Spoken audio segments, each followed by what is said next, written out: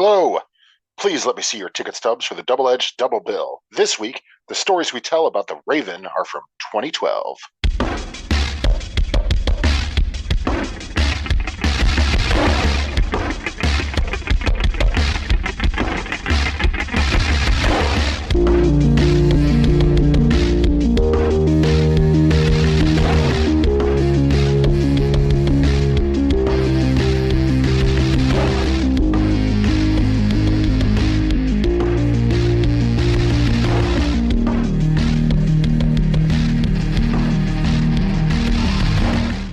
Each week, Adam Thomas and Thomas Mariani come to the table to discuss the randomly selected yin and yang of a double feature.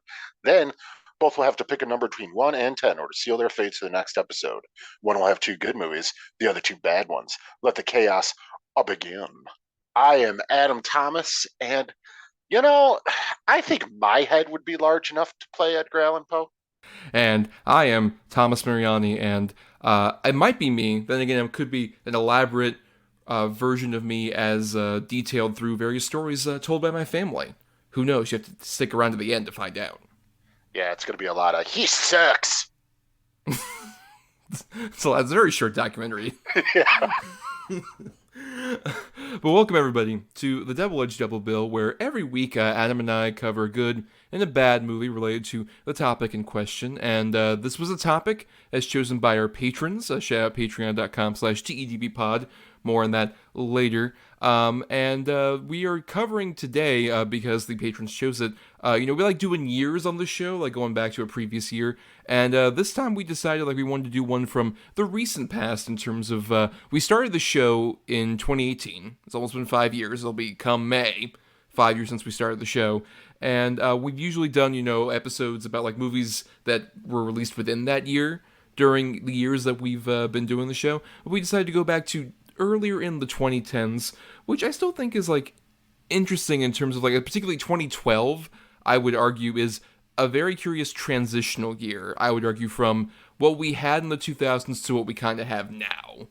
2008 we've talked about previously, and that was the year a lot of these trends kind of started. I think 2012 is the year that a lot of, especially sort of the IP focus, really cemented itself. Yeah, I think that's accurate. Yeah, because if you look at, in my notes here, I have some stuff about, the top 10 box office hits, for example, of this year, where you've got, at number 1, The Avengers, which I would argue Iron Man kind of, we said that kicked off that particular, the MCU craze, but then Avengers, I think, really cements it.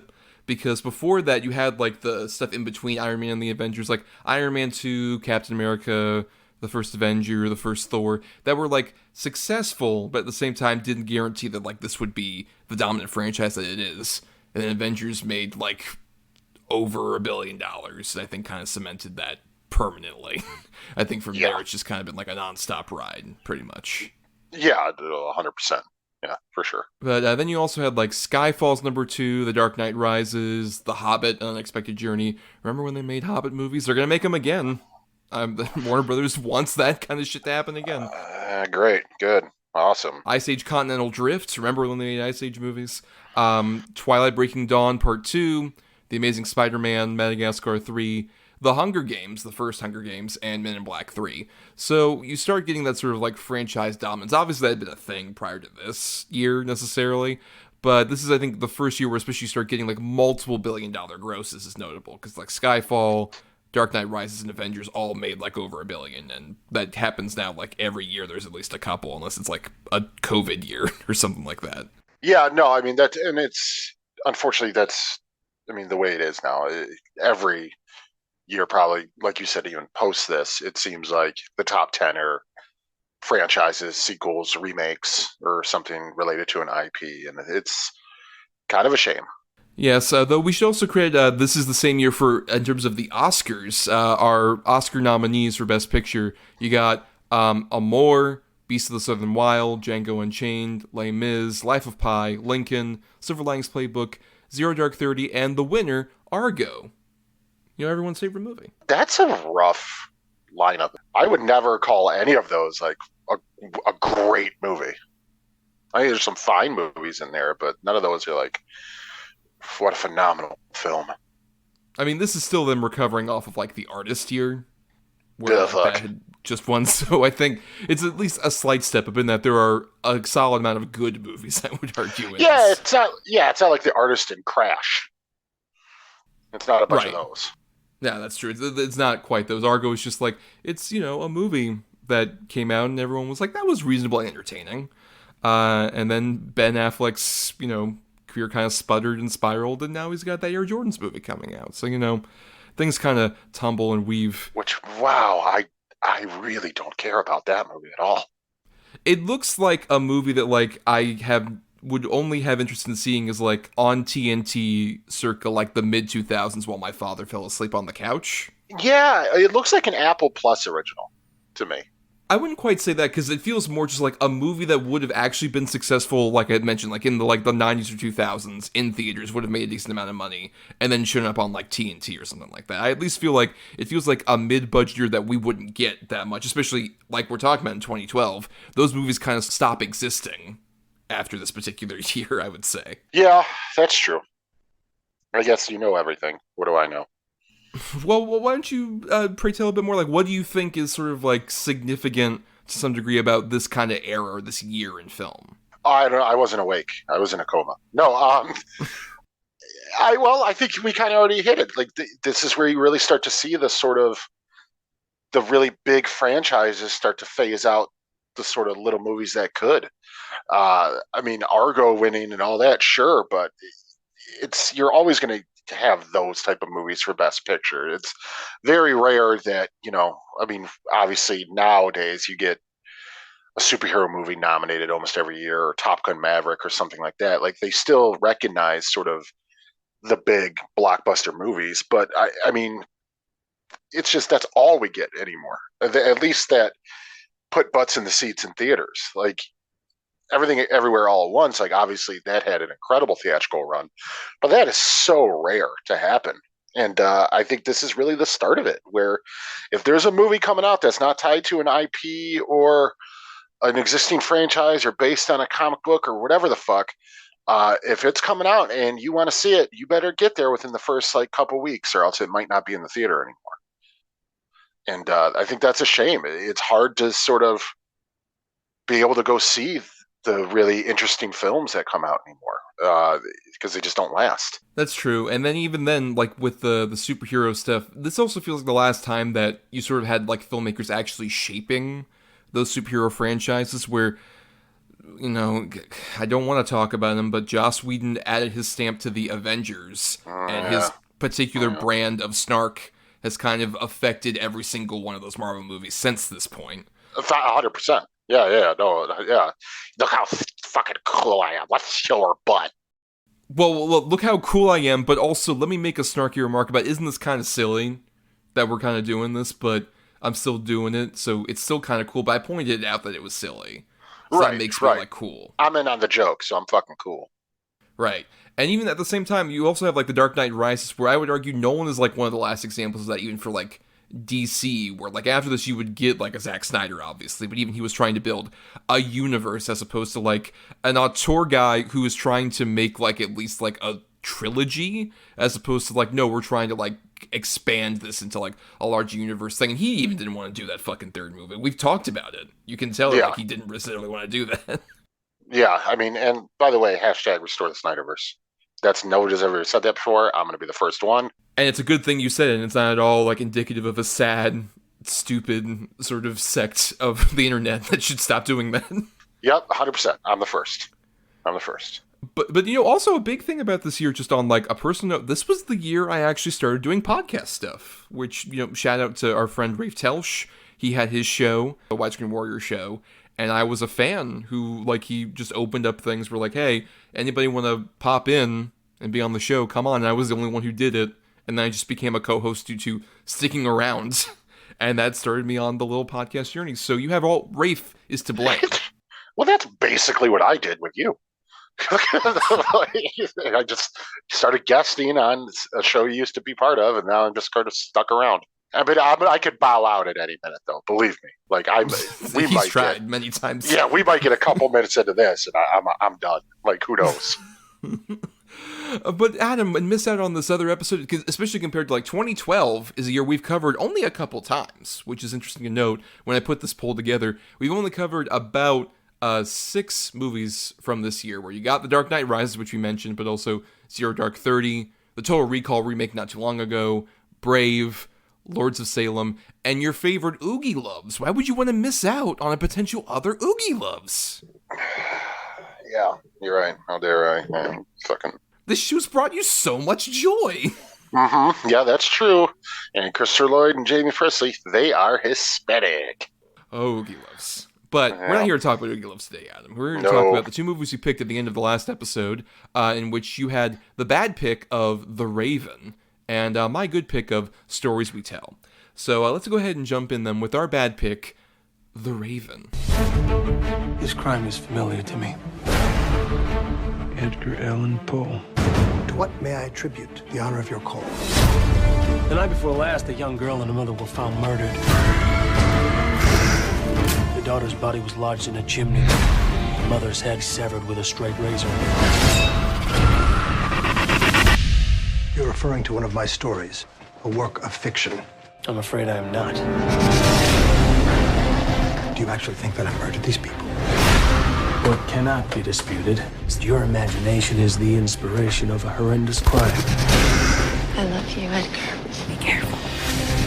I believe the killer is taunting us. I challenge the brilliant detective mind of Edgar Allan Poe, a game of wits. If I will kill again, and on that new corpse, I will leave clues. As unfortunate as this is, you may be uniquely qualified to cast light on our killer. It's almost like you want to talk about the bad pick first, because there's not really much. What? No, that's never happened, especially with picks that you've had for this show recently. Never. Yeah. Never, ever. But yeah, so this is the 2012 Raven, not to be confused with the old Universal Monsters era Raven starring Boris Karloff, or the 60s era The Raven also starring Boris Karloff. This is the 2012 film from James McTeague, who was a guy who I believe he was the assistant director on like the Matrix movies, and the Wachowskis ended up kind of giving him some, directorial cachet with like V for Vendetta, a Ninja Assassin, and then, The Raven, which, if you don't know, this is the movie in which John Cusack plays Edgar Allan Poe, but it's not a sad biopic about a drunk poet. Instead, it is a movie about Edgar Allan Poe assisting with solving murders that are all based around his stories. And, you may remember this movie existed. I wouldn't be surprised if you didn't, because it kind of just came and went like a wet fart. And very similar to how it kind of exists in our memories, I think, Adam, especially since this episode was delayed and watched this movie like over a week ago. There's not a lot. Yeah, there's not a lot there. No, I agree. Once I was doing research for this episode, I chose this movie based solely on, I remember the trailer. I remember thinking, oh God, that looks fucking stupid. And, after watching it, I don't know that I would say it's stupid. I think it's perfectly a movie. I think it's inoffensive for the most part. It's so horribly miscast, and it's fucking lame. It's just a lame movie. That's really what it is. It's not stupid. It's just fucking lame. And Cusack, God, man. I mean, part of me really wants to like John Cusack. Better Off Dead and Grosse Point Blank, and he was always kind of like the dark, like there was something there. Like he wasn't like your typical whatever that fucking Brat Pack actor like the rest of them were. Like there was something different about him. But man, as time's gone on, has he just done some fucking stinkers, man. And yeah, it's just like, I mean, whew.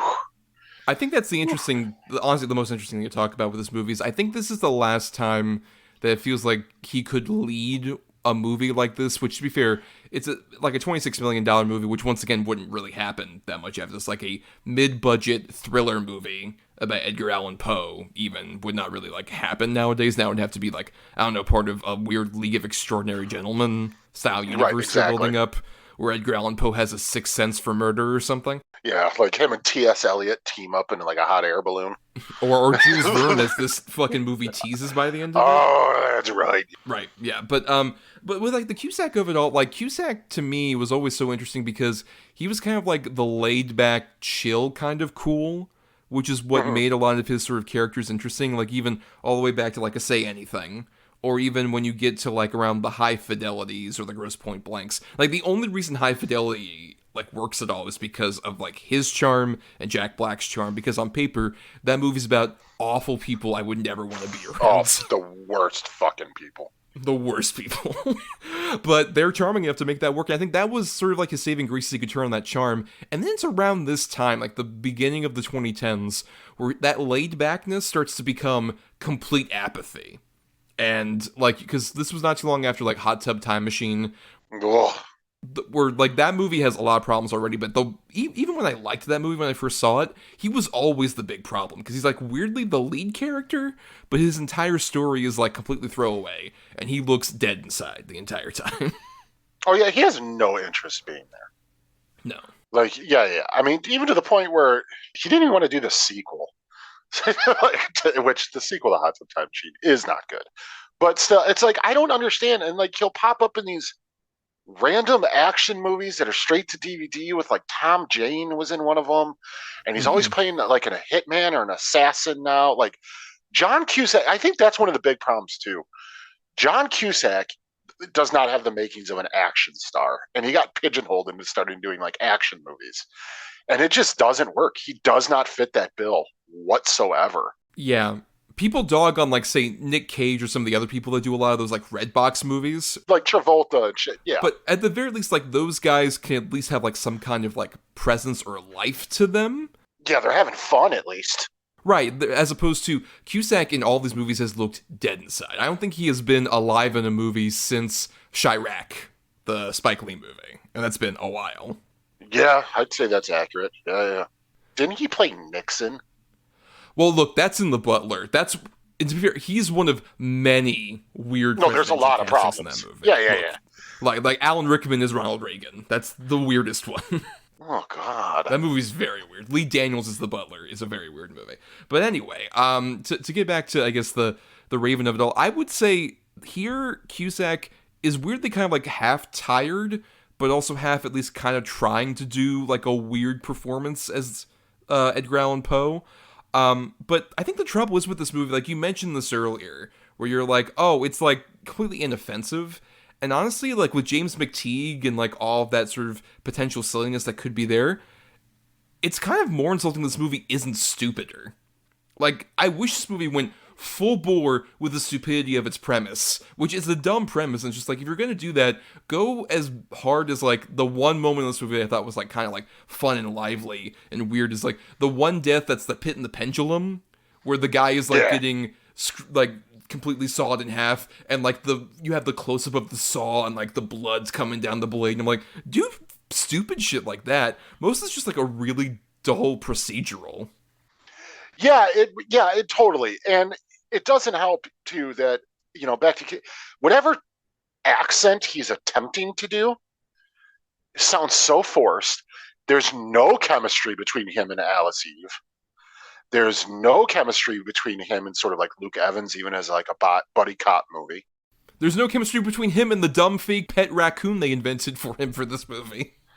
Yeah, what the fuck was that about? Total studio note. I 100% just like, what if we gave him a pet of some sort, but a weird one, because he's a weirdo, right? What about a raccoon? Yeah, right. Why not? Which is so stupid. Like, just use the title of the movie. Give him a pet bird. What the fuck? Right, give him a raven. Give him a raven. No. We can't. Like, the raven's too predictable. Yeah, people identify him with the raven, so let's give him a raccoon. Oh God, it's so stupid. But you know, and the thing is, like, Gleason's fine. He's trying in this. Mm-hmm. You know, Luke Evans is reliable as Luke Evans can be, and pretty much I like Luke Evans a lot.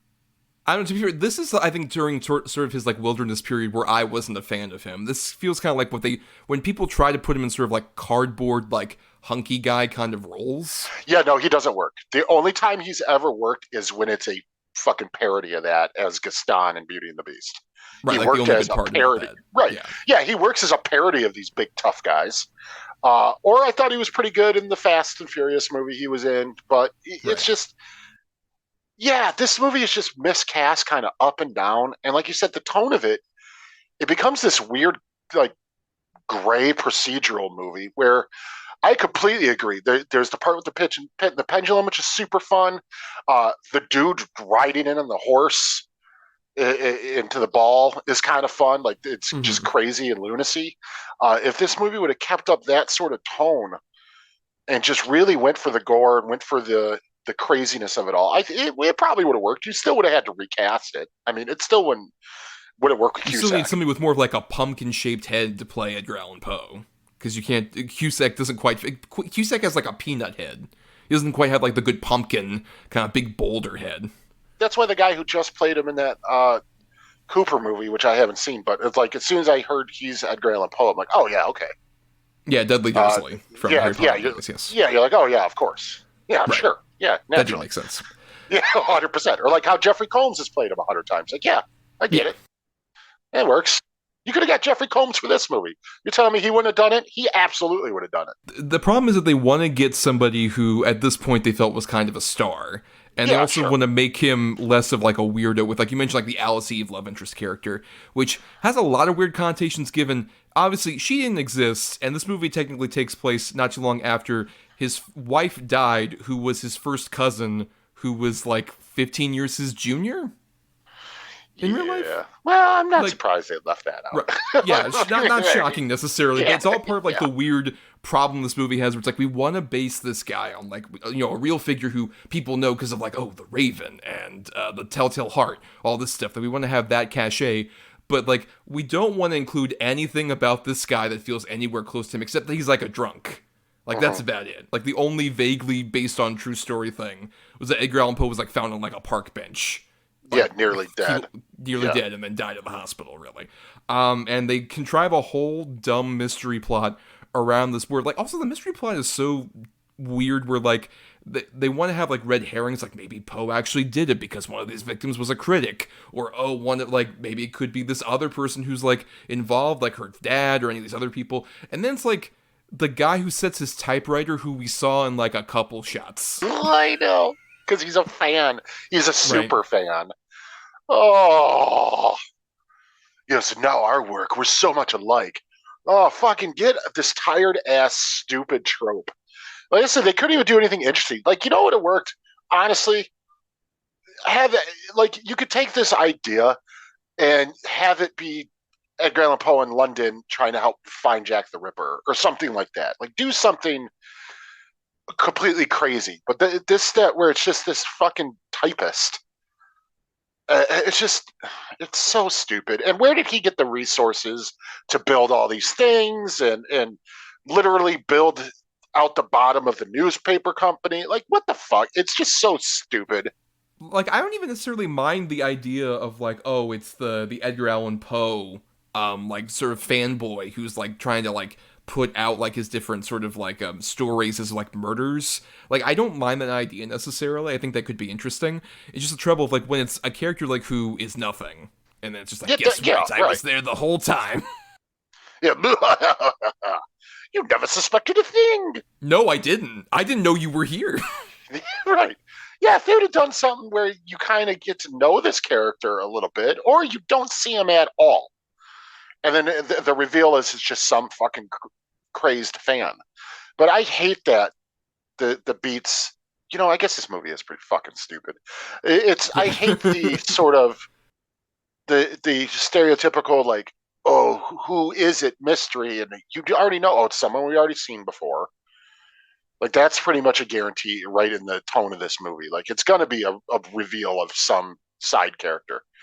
Like, at first I thought it was going to be the one cop who eventually gets, like, his throat slit. Like, I thought it was going to be him, or it was going to be the older cop. I'm like, this is just, like, obviously it's someone we've met, and the reveal is ridiculous. Or even Kevin McNally, who's the guy who plays the, like, publisher guy. Yeah! Like, I don't know, my sales are going through the roof now that all these murders are happening. Yeah, something. Right, because then that would have made sense. like he's doing it to get money and to sell his paper. Instead, it's just, yeah, I don't know. And then, like, Cusack doing his drunk acting is so bad. It's so bad, especially in the scene in the very beginning where he's trying to get a free like glass of whatever the brandy or whatever the fuck.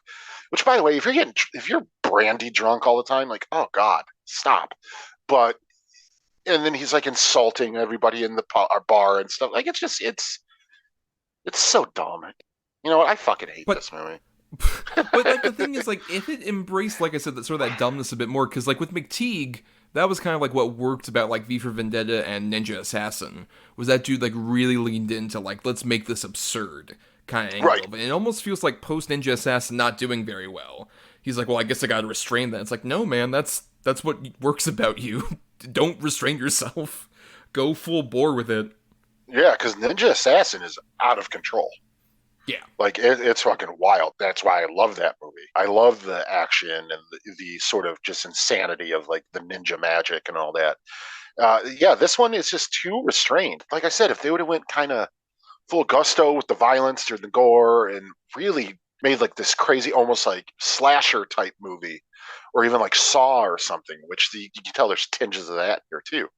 But if they would have really went for it, I mean, it could have been fun. It's just the whole thing feels like studio noted down to where it's its most mild. That's what it feels like. Yeah, I would definitely agree with that. It feels definitely like this was probably some interesting kind of weird spec script that they dug up, and they're like, okay, we can do maybe something with this, and it really got so watered down. I think these are the type of movies that kind of killed sort of that mid-budget kind of fun thriller that I've been talking about previously, along with like the huge amount of like IP-driven movies that came out this year. Also, a lot of these like very forgettable, bland kind of thrillers, I think, is what helped kind of like destroy that kind of like interesting little, middle ground between super low-budget movies that we are either plagued with like that or like the big IP movies. Like, I think just having these kind of things flood theaters made studios realize, like, maybe we don't need to really bother with these anymore.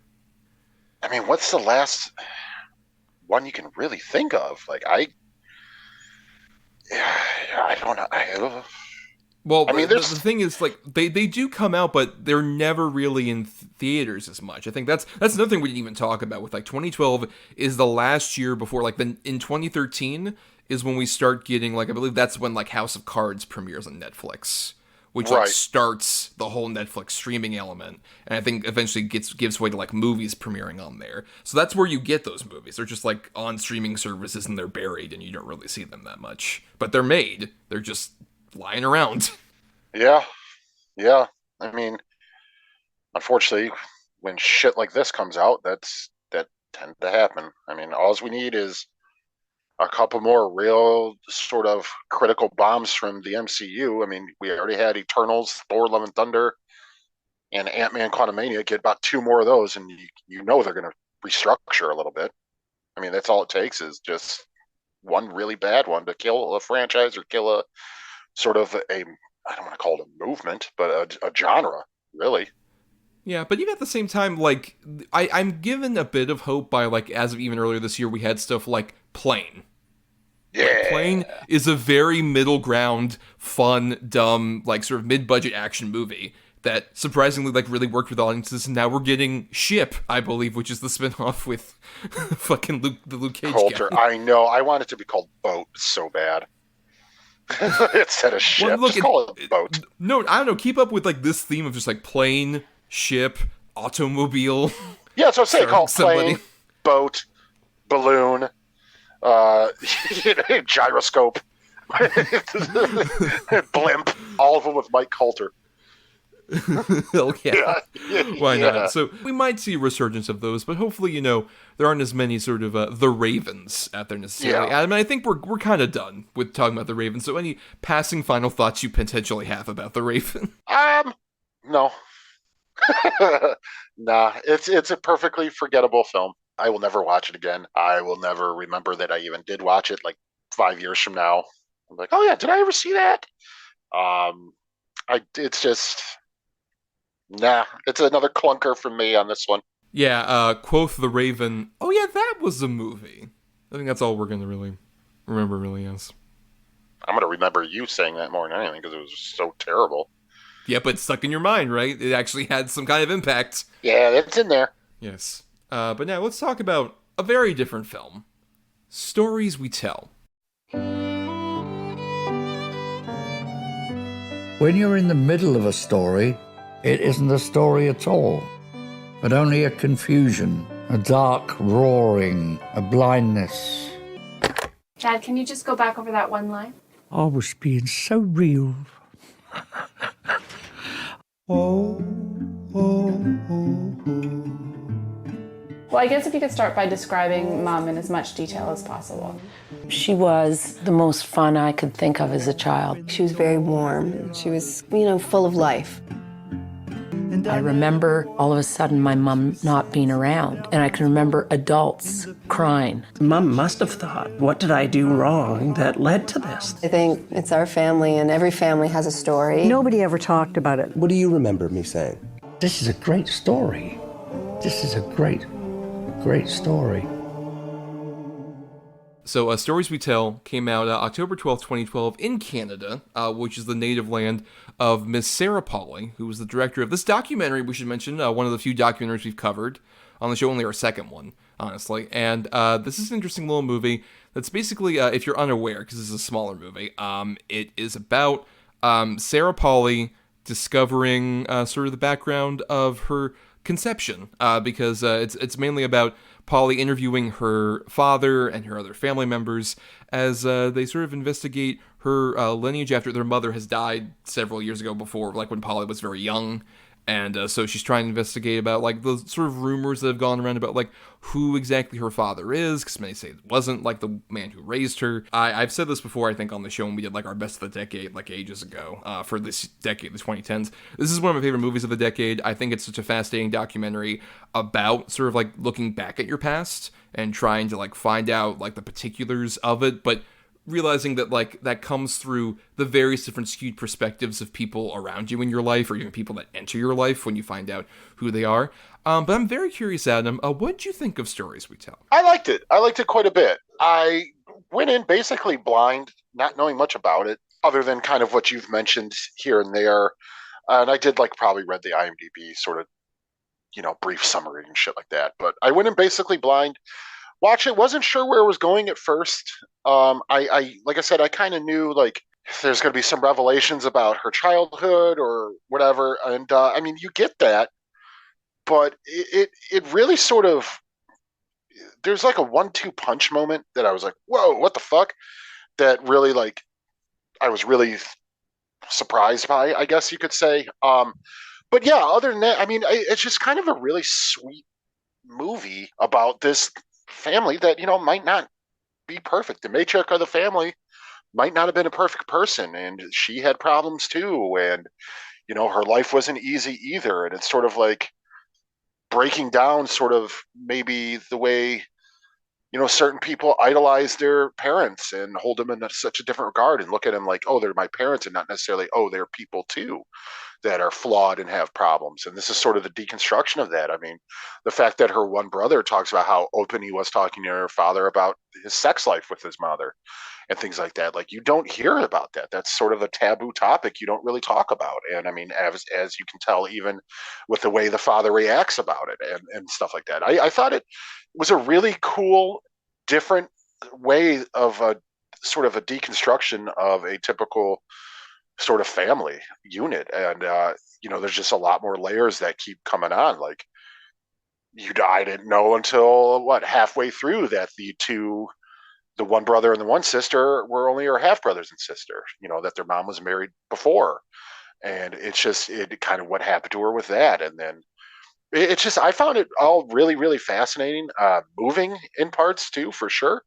And just a kind of a really interesting way to look at also a father-daughter sort of relationship. Yeah, I thoroughly enjoyed it. Yeah, I mean, I think it does such a great job, especially with, like, sort of doing the thing of, like, constructing your image of like who a person was you didn't get to know. Given that like Diane Polley, her mother, like died when she was only like 11 or so, it makes that portrait sort of fascinating where like she's trying to reconstruct not just like who her father, quote unquote, is, like who her biological father is, but also it's just about like who was this person that like everyone's talked about to me, like I've heard about, I have no like conscious memories of, really, like very few. And I find that also fascinating because it's very much a documentary about like the concept of perspectives, where like you have all these different people like give their talking heads. And I love where they'll have like one of the sisters or the brothers talk about like, oh yeah, mom was like this and this and that. And then Michael Polley, her dad, will talk and it'd be like a completely different perspective on that. We're just like, oh yeah, mom was like clearly depressed and very sad. She's like, oh, she was very lovely. I don't know, like I never got the sense that she was upset. Yeah, she was so fun, like the funnest mom ever. The other one, she hated her life in Toronto. Like you're like, oh fuck. Like yeah, no, I found that really fascinating too. It was pretty much everybody they talked to had sort of a different interpretation on who she was and how she was. Yeah, but the part that I was talking about where I was kind of like, whoa, what the fuck? Where, you know, when she goes and meets the actor and you see him like, hey, so there's rumor that you were my dad. And you're looking at this guy and you're like, oh, yeah, that's her dad. Like, even in the movie I'm watching, it's like, oh, he's got blue eyes and same color hair. Like, clearly that's her dad. And then she goes to talk to the producer of the play about that relationship. And no, actually, I'm your dad. I'm like, what the fuck? Yes. Wait a minute. What? Like, wait. And keep in mind, this guy, like Harry Golkin, he looks like Albert Einstein. You're like, no. 100%. No. Yeah, absolutely. I'm like, this guy? And yeah, 99.997% probability. Like, that was fucking crazy. And then it's just like, then you meet her other sister, meets her half sister, has the same gummy smile that she does. And they were both wearing the same sweater when they met. Like, it's fucking crazy. And then you go back to the original guy. It's like, well, you know, because everybody thought you were my dad. And it turns out it was Harry. Well, I guess now I should tell you that. Yeah, we did sleep together once. And then, and then to Black, I'm like, wait, what? Like, what the fuck? I don't want to call it like I mean, it is a slow burn sort of documentary where it's sort of just things keep getting added on. And it's real quiet moments. Like nothing in here is bombastic or crazy. There's no huge reveal of like, you know, criminal past or anything like that. It doesn't become a true crime documentary. Like yeah, no, it doesn't at all. It doesn't at all. But it just, and there's no real big emotional scenes. Like you get the one brother who starts tearing up, and then the guy Razor, Michael, him tearing up when he's talking about her dying. Which, by the way, I love Michael Polley as like a personality in this movie. He's so charming. Yeah, he's like, so charming. He has barely any sense of humor, but when he does, it's like real dark. Or even like there's just like really fun bits like when he's doing all the like narration and Sarah at one point is just like, oh hey, can you go back on that, Dad? And she's just like, I was being so real. Yeah, I was so into it. But yeah, no, he's fucking great. And I love sort of the message it sort of tells too, or sort of tries to get across where it's like, yeah, dude, Harry's her biological father, but Michael's her father. Like, she even still refers to him as my dad. Like, he raised her. And I love the moment where he's talking about, like, you know, because after Diane died, all the other kids were gone. It was just him and Sarah. And he got to have these moments with her and become close to her in a way he was never close to the other children. Particularly the way he says, we had a really good couple years there.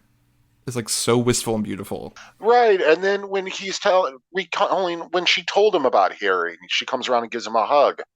And he's like, that's the first time you'd shown any kind of affection like that since you were a child. And even then, when he's reading the note at the end and he's like, you know, the fact that I got those two strong hugs, you held me strong and hugged me strong like when you were a child, is worth 1,000 words, and it's worth more than any of this. And it's like, oh my God, you motherfucker.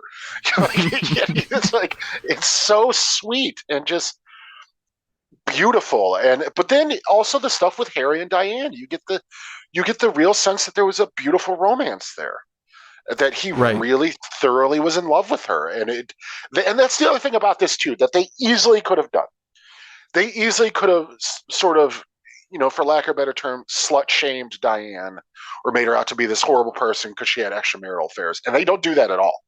No, that's what I really love is the early part of the movie, like the first half of it or so, builds up Diane as just like a person that everyone would want to like know. Every person would want to be around, like it's so like sociable and lovely, and apparently it's just like such a big like extroverted person. And I love the fact that they build up so much about her with that, and then even like why she had the attraction to Michael and how they like met during a play, and she just kind of fell in love with like the guy he was playing in the play necessarily. Right.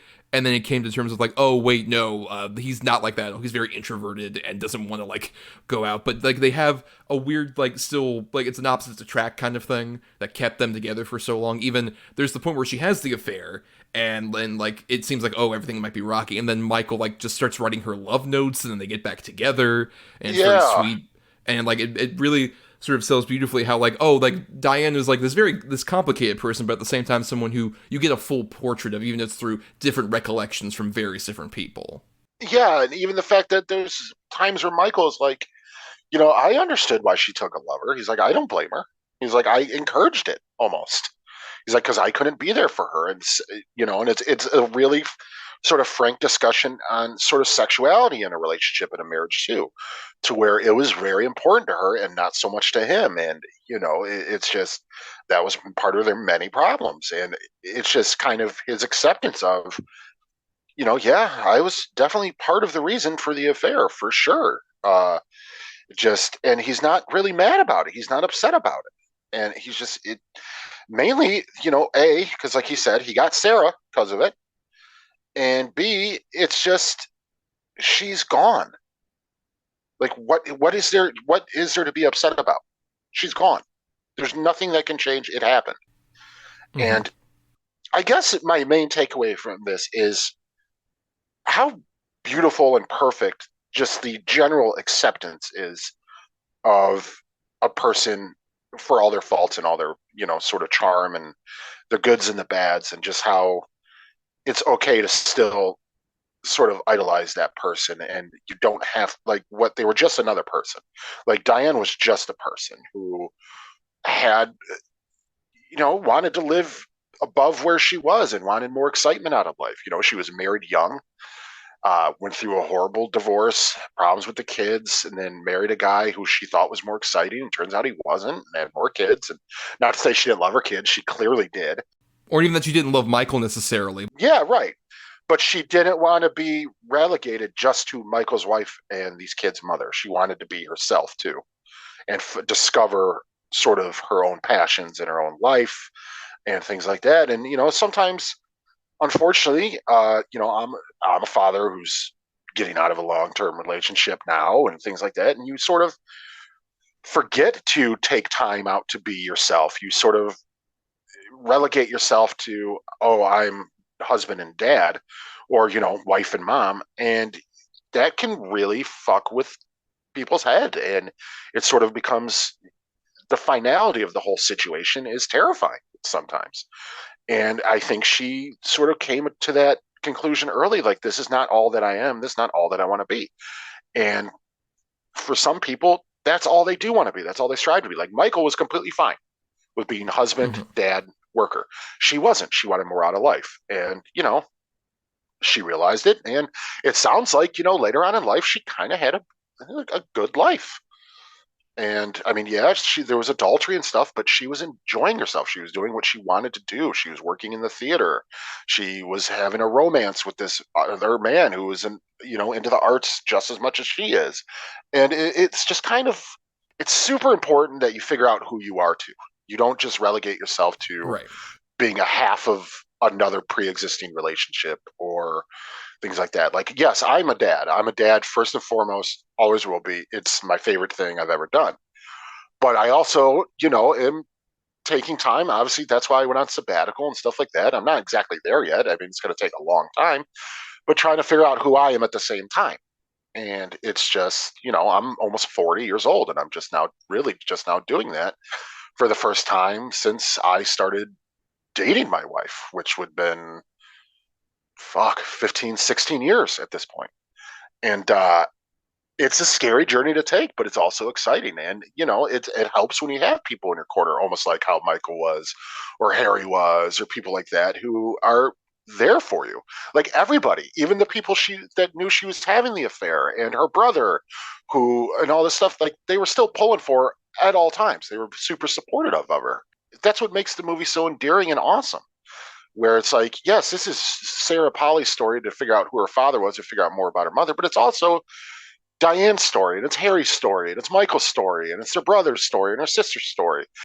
To me, it's just a really nice sort of story about coming to terms with who you are, where you came from, who they were, and where you're going. And sort of just having to look at it all and accept the things that you cannot change, and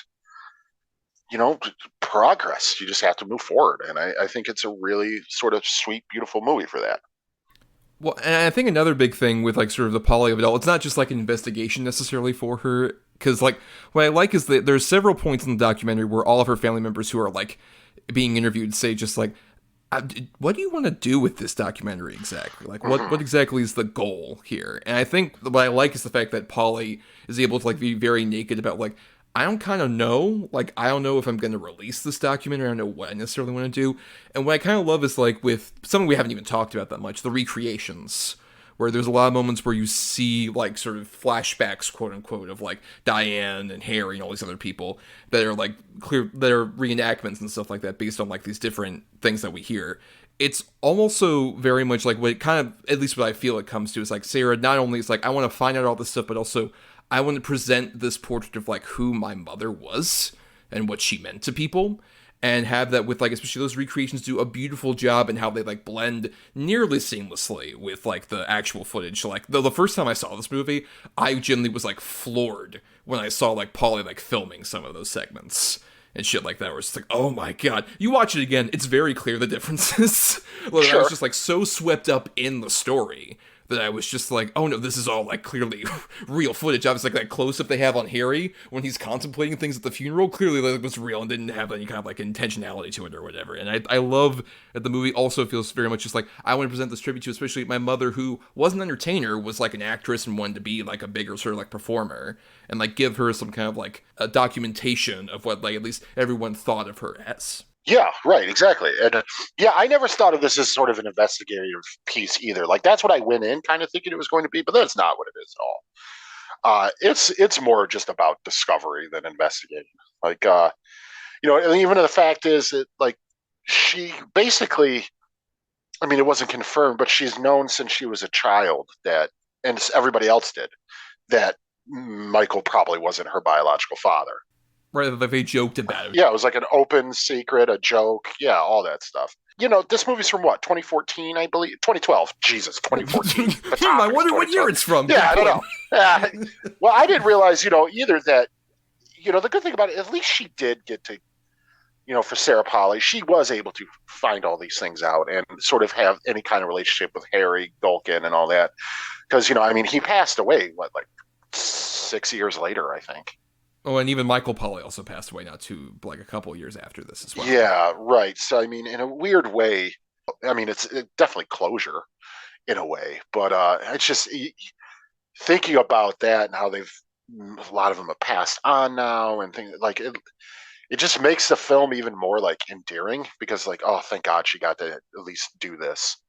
Right, and at the very least, they even also are able, because you mentioned the whole thing about, like, not slut-shaming Diane. I also love the fact that, like, Harry isn't treated as, like, the evil, like, no. Awful, like, I never wanted anything to do with you. Just like, no, like, we realized that, like, I wasn't really your father, and, like, she wasn't really going to come up and, like, we're not going to have, like, a live-in situation anyway.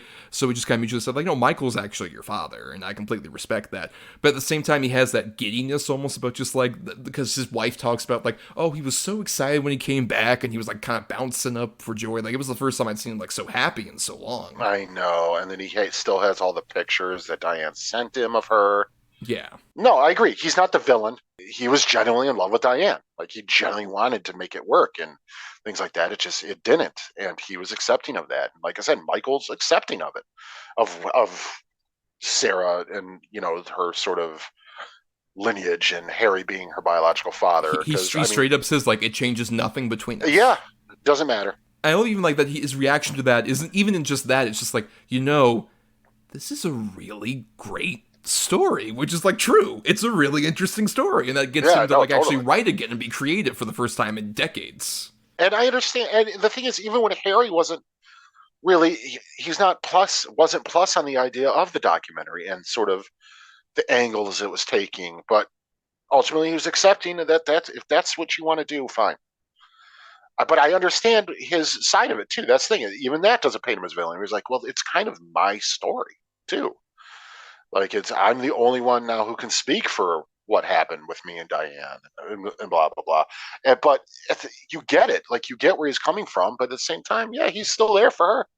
Like, okay, if this is what you want to do, I'll be a part of it. And plus, like, and his whole explanation is kind of like the thesis of the actual documentary, which is beautiful, where he just says about, like, when you get other people's perspectives, it's shaped by, like, what they knew about the person and their own personal biases, and it's like, yeah, that's, like, being human, what everyone kind of has.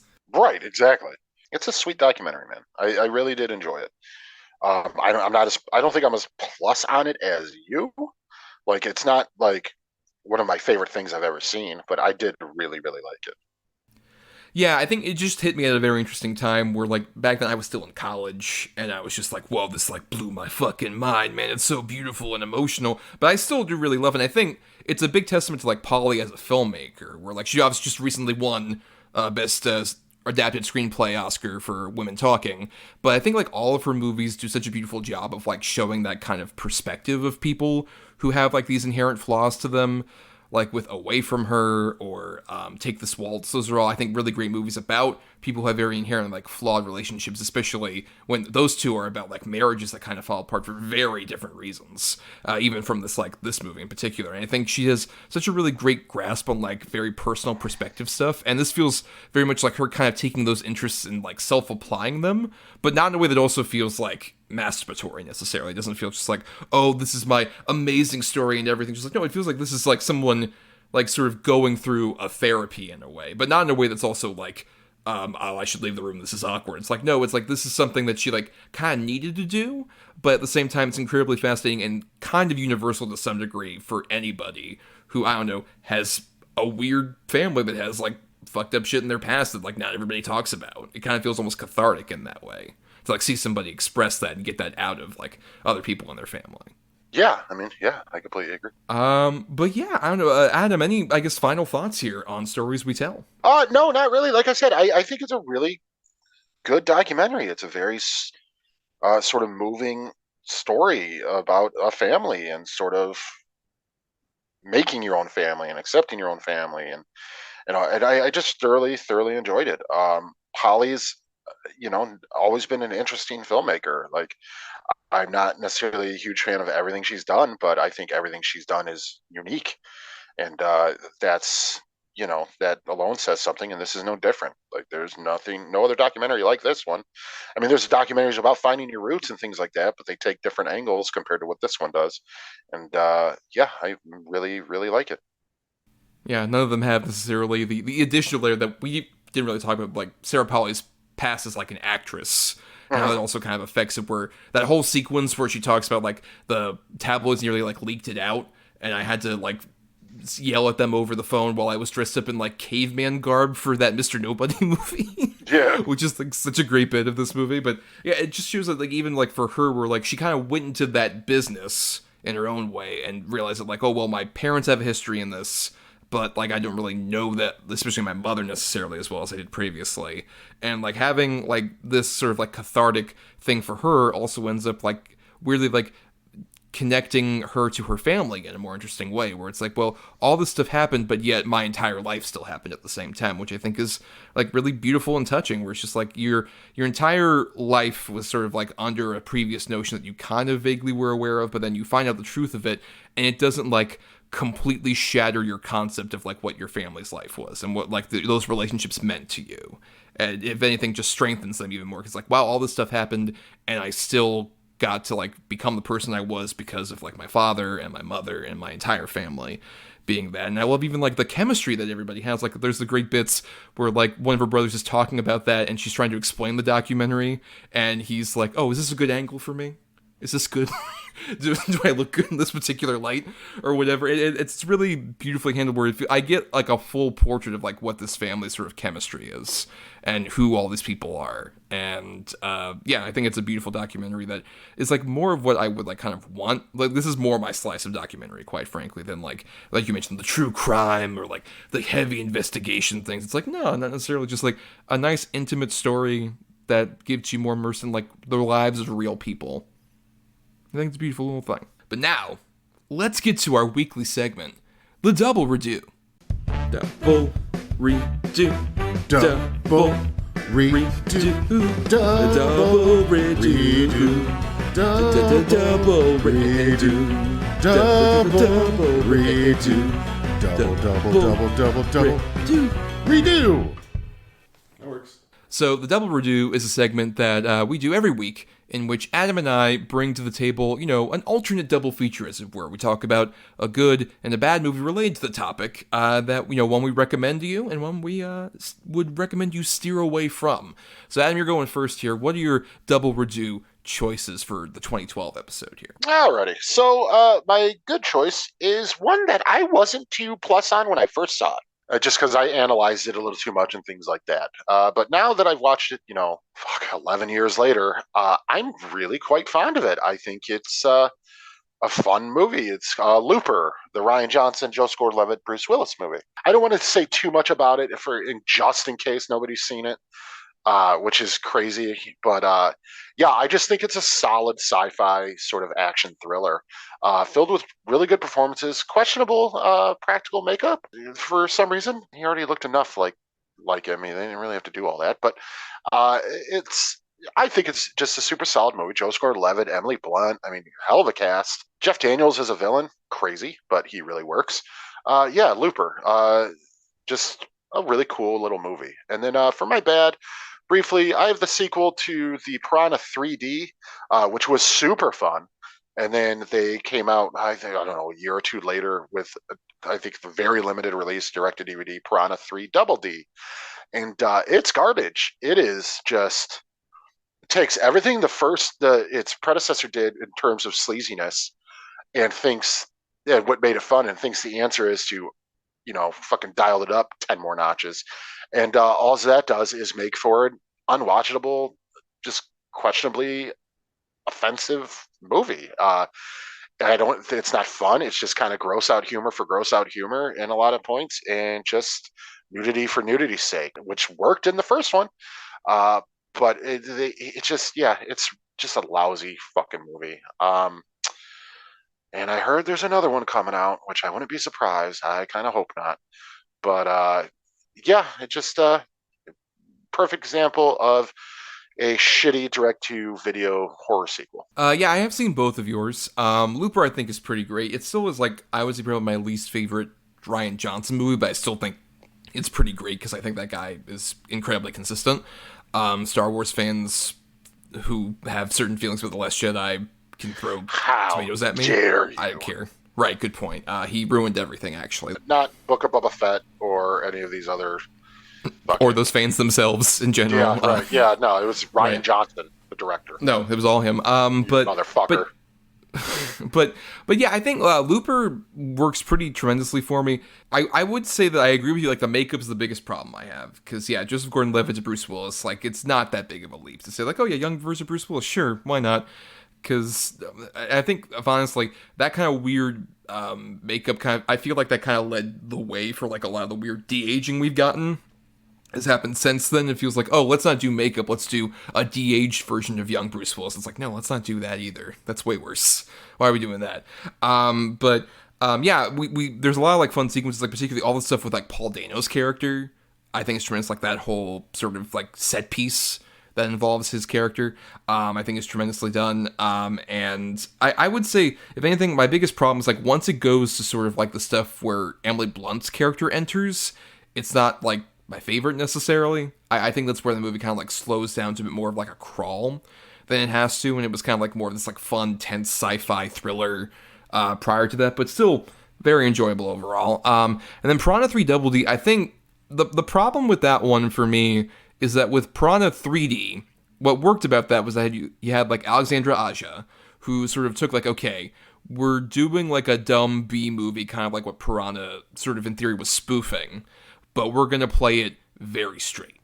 And that's going to be the entire humor of it. Adam Scott is going to be this weird, very serious kind of action hero saying dumb lines in the middle of a movie where penises get ripped off and shit like that. That's the fun. Or the whole ballet bathing sequence where like they almost they treat like, oh no, isn't this a gorgeous, beautiful thing that we're doing this in the middle of like with like Jerry O'Connell's very Girls Gone Wild-esque piece of shit character. Like there feels like it's more of just like, oh, we're like doing this with like a sort of tongue in cheek, but we're never showing our tongue in cheek. As opposed to Piranha 3 Double D, it feels kind of like the movie that Piranha 3D and even the original Piranha were spoofing to its complete detriment. It feels like it's just like, oh, let's do the sort of sincere version of that that has like no tongue in cheek, but also has like all the skeeziness without any kind of like the cleverness to it. It feels definitely just like we're just doing a TNA horror monster movie, not even a very good one necessarily. And also probably one of the worst examples of like, why'd you bring Ving Rhames and Paul Scheer back? Like they come out of complete nowhere and add nothing to the movie. and stop with the fucking Hasselhoff shit. Yeah, let's have started after SpongeBob. Like that was the apex of it. But anyway, so my choices now here for the double redo. My first choice here is one that has gotten a reboot as of recently, and there was a lot of controversy around this original film when it came out for fans of the book series, apparently, and it's based off of. I have Jack Reacher, starring Tom Cruise, which kind of felt like, along with, like the Mission Impossible Ghost Protocol like that, and then Jack Reacher, kind of felt like the beginning of the sort of redemption action movie tour for Tom Cruise after all the shit had happened with the couch jumping and whatnot. And I think Jack Reacher, it was popular at the time, enough to get a sequel that was not very good necessarily, and then it kind of like died on the vine after that. But the first Jack Reacher, especially like I revisited it around the time we did our Tom Cruise episode, is like such a fun, tight little like actioner. Enough like weird personality to make it like stick out from like your average sort of like B movie sort of thing with like the Werner Herzog Bond villain character that shows up and some of this other stuff. But despite that, that Tom Cruise apparently does not fit what the original sort of version of Jack Reacher was that the TV show recently kind of like portrayed.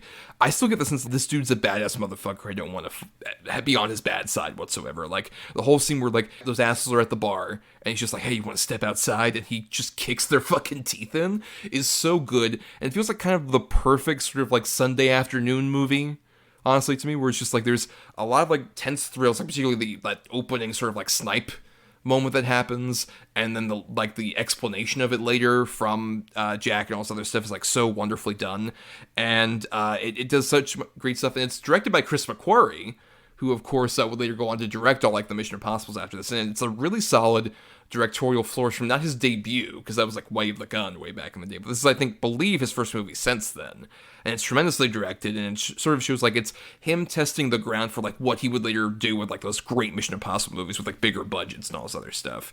And I just think it's a kick-ass little movie that I think deserves more attention in recent years. But then my bad one is an animated film. And this is from Illumination, which this was around the time they had just done Despicable Me, and they were gearing up for like that franchise and the Minions and all other stuff. And those movies I'm not necessarily a fan of, but feel largely harmless, except maybe the first Minions movie, which is atrocious and one of like a pretty bad sit for any person above the age of like 3.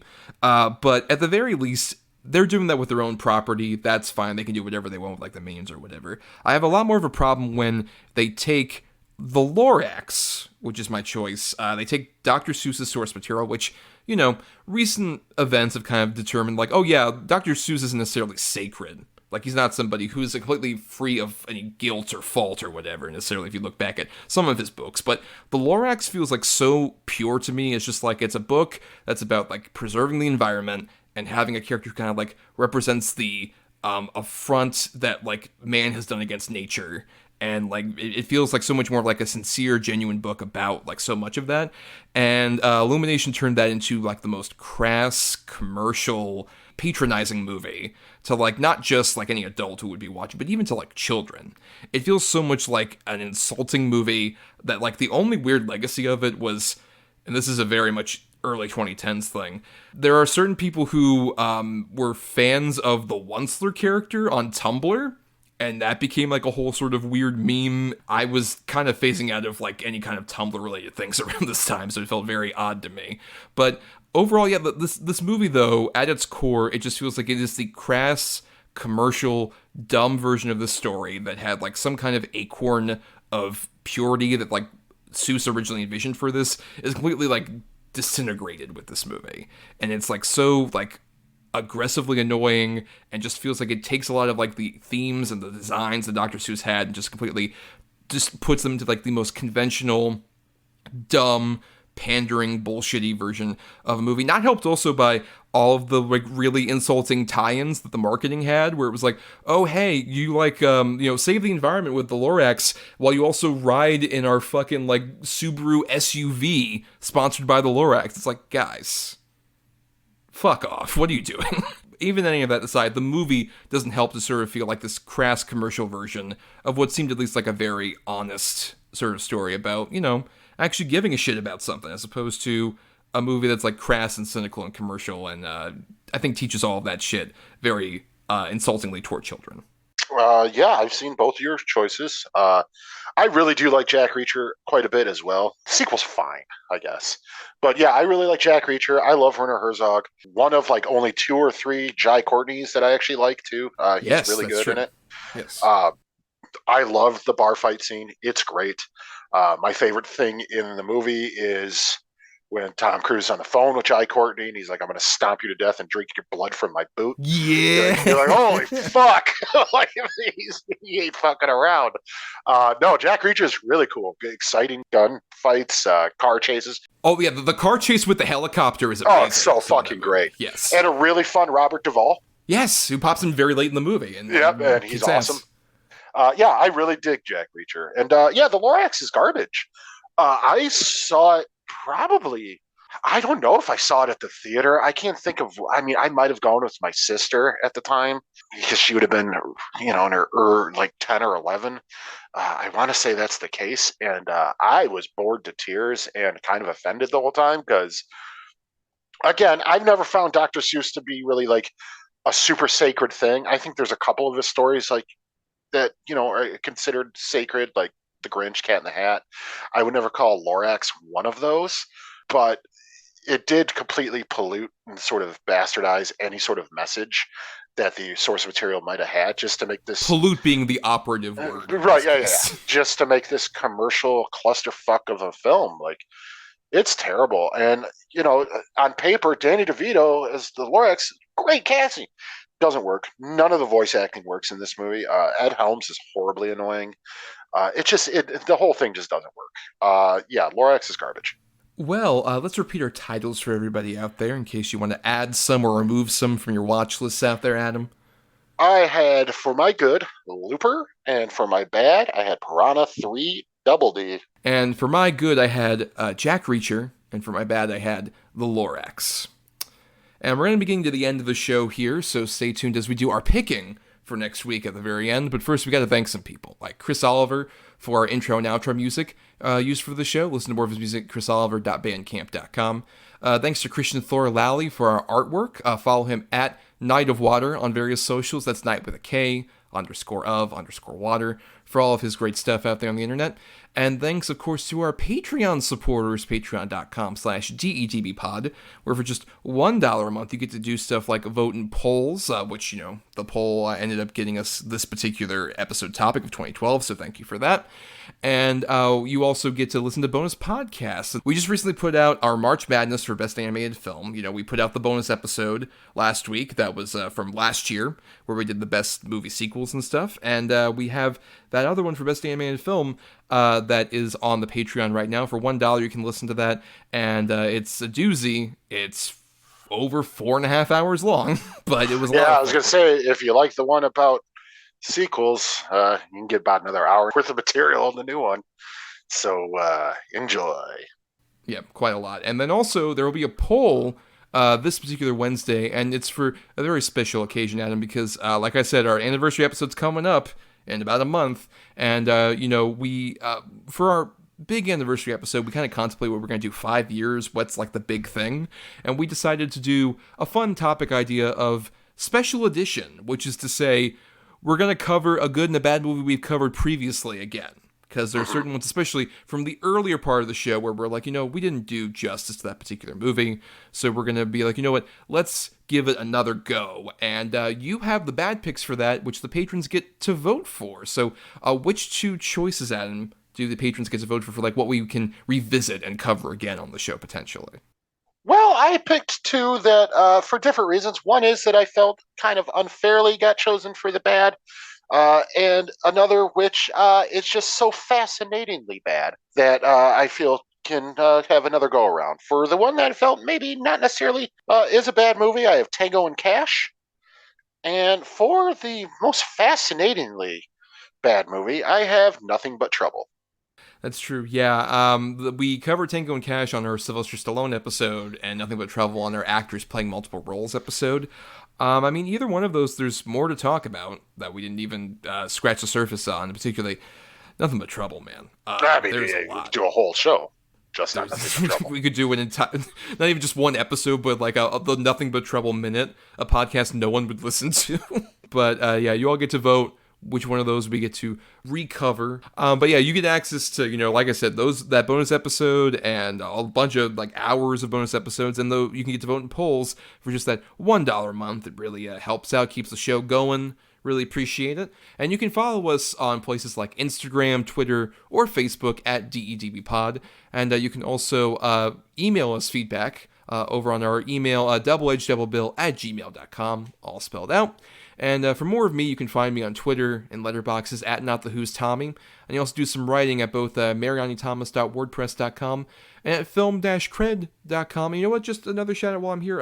Jael Peralta was a guest on our little Patreon thing for the March Madness. Just a shout out to her and Film Cred Review, which is a show I produce that if you join the Film Cred Patreon, you can listen to that show. She's great, and I love producing that show with her. Yeah, she's good people. You can find me on Instagram at Atom or Adam, ATOM_OR_ADAM. I'm on Letterboxd at Schwanson, that's SCHWANDTSON, and I'm on Twitter at Schwanson_says, that's says SEZ. And for more of us, please, follow, subscribe, whatever, to us on various platforms like Apple Podcasts, Stitcher, and other places like that. If you're listening on Talk Film Society, you want to listen to the other great shows that are here on the network. And you can also dig into the archives on our Podbean main feed for, several, like almost 200 episodes before we even joined TFS. And if nothing else, if you can't support us on the Patreon, that $1 can mean a lot to some people. We understand that $1 can affect anybody. But, the completely free way to help us out is to rate, review, or simply share the show around because it gets us more visibility out there. Or give us $5 a month.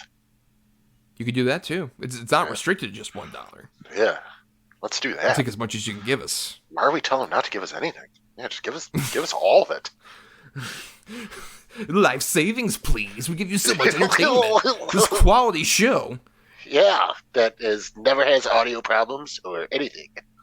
No, never any technical difficulties necessarily on this show. But now, Adam, it's time we did our picking for next week, which, we do this at the end of every episode where one of us has two good movies, one of us has two bad. We switch up on the quality of that depending on the week. And, we have assigned each of our choices number between 1 and 10.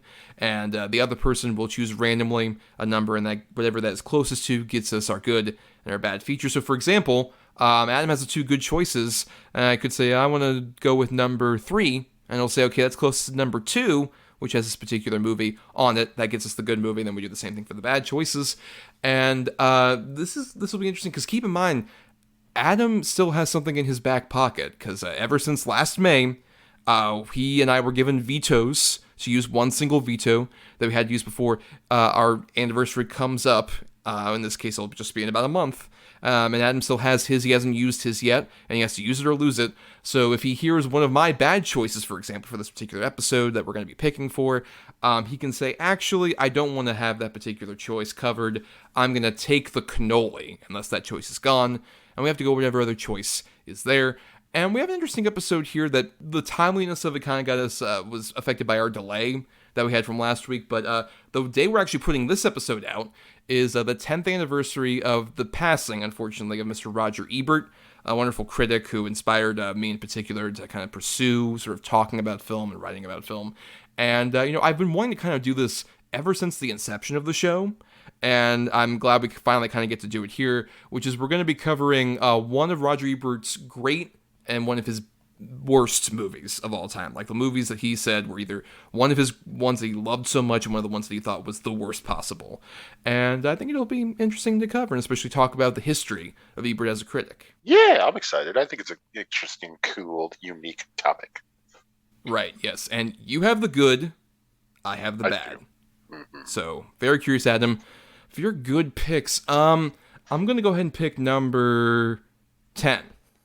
All right, at number 10, I have a movie that I recently watched within the last couple years as sort of a dive into this particular actor, and I've been dying to do an episode on him on the show, and this movie in particular is fantastic. I have Dog Day Afternoon. Oh my fucking god, yeah. Yeah, wow, buddy. Hell yeah. A classic awesome movie. Fuck yeah. I have it's been ages since I've seen Dog Day Afternoon too. It's Hell so yeah. good. It's so fucking good. Wonderful. Great. Awesome. What was your other choice? At number 3, I have a movie I haven't seen in years, but I remember fucking really liking it. It's a detective movie starring Jack Nicholson. I had The Pledge. I have not seen it. The movie exists as like a poster to me. Where it's Yeah, Jack Nicholson kind of bald and he's got a mustache and it's all grainy and almost looks like Seven. Yeah. Well, yeah, reason. it was that era. All those posters looked like that. Yeah. Right. Skeleton Key was that poster. You know what I mean? It was just A lot of movies kind of like exist like that for me. But yeah, sure. But fuck yeah, Dog Day Afternoon. Love that movie. Great. All right, Adam. Now, fuck my two bad choices, and keep in mind the worst movies Roger hated. Like I showed you that list. It's a rough list. It's a doozy. Really terrible movies. So yeah, I'll just go on the opposite end. I'll go number 1. All right. At number 2, I have a movie that was one of the ones he really, truly hated. It's not one I've seen, but it's a comedy that's kind of infamous for being like one of the worst movies of all time. I have the debut, I guess, only directorial effort from Mr. Tom Green of Freddy Got Fingered. Now, Adam, you have that veto, and you don't have a lot of other opportunities. I know. Do you want to use it on Freddy Got Fingered? See, I've seen Freddy Got Fingered. Here's the thing. There's a lot of problematic stuff in that movie that I don't know that I feel like talking about. A lot of it.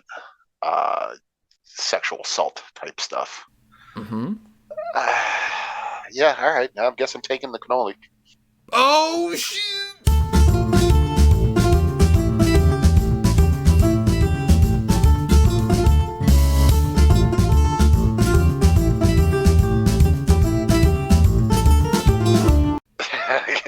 Gotta do it at some point. Well, all right. We're not going to be covering Freddy Got Fingered then, so we're going to be covering the movie I had on the opposite spectrum of things. At number 8, a movie is also a comedy, and from what I understand, also has some problematic elements to it. We're covering North. Rob Reiner's North, baby. Oh, no. Have you never seen North? Nope, I've never seen either of these movies. Get ready to fucking hate yourself for a couple hours. I mean, look, I think I would have hated myself for either of these, right? I think that's true. No, that's true. But at least with Freddy Got Fingered, you're like, yeah, I knew this was going to be terrible. North is so perplexingly bad. All right, hey, boy, that's better than doing a Raven, quite frankly. At least there's more to talk about. I'll give you that. All right, so North. We're going North and Dog Day Afternoon. One of the most celebrated films of all time, and Dog Day Afternoon. Yep, 2 classics. Right. Yes, exactly. Which we'll cover next time. But until then, everybody, I guess, quote the Raven nevermore, right? Sure. Yeah, I got nothing. Yeah. Fuck off.